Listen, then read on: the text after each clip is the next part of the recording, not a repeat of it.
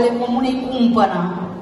Bună ziua, dragi prietene, venite din județul Constanța, dar astăzi, în fiecare localitate a județului Constanța, doamnele și domnișoarele sunt sărbătorite acasă.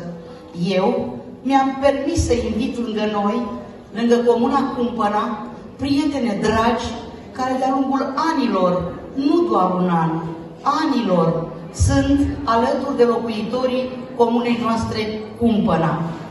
Tocmai de aceea vreau să transmit sănătate la mulți ani doamnelor și domnișoarelor, dar și reprezentantelor comunităților care trăiesc, muncesc, respiră împreună cu noi la Cumpăna. Conviețuire interetnică în bună pace și armonie avem acasă la Cumpăna. Naționalități conlocuitoare ale Dobrogei sunt astăzi prezente aici și îmi permit să spun, bine ați venit, doamnă Osman Melek, comunitatea Uniunea Turcă din România.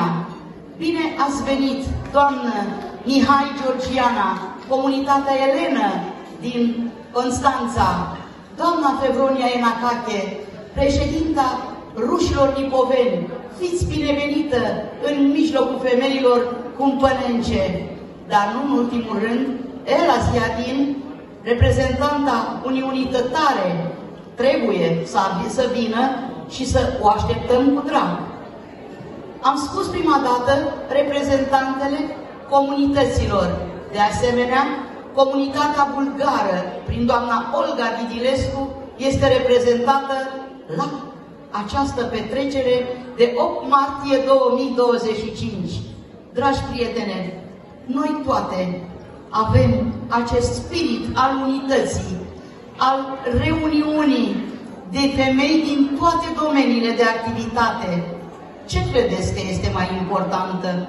Este educația și sănătatea. Mulțumesc, doamne inspector școlar, Anefi Icnur, care este prezentă lângă noi. Mulțumesc, doamnă subprefect Marilena Dragnea, doamnă profesor doctor universitar Cristina Tamaș.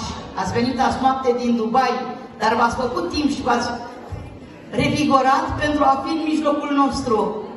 Mulțumesc, doamnă Cocoi Icnur, director Banca Română de Dezvoltare.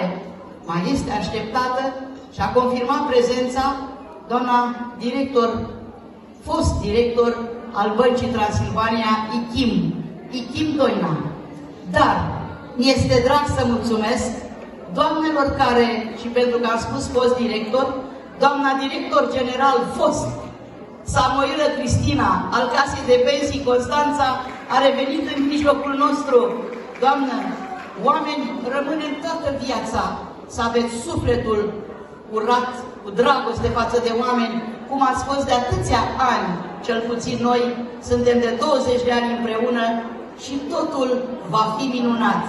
Prietene dragi, care sunteți încă în activitate, vă mulțumim pentru colaborare, pentru cooperare. Nu ați ținut cont de culori politice. Ziua de 8 martie este Ziua Internațională a Femeii.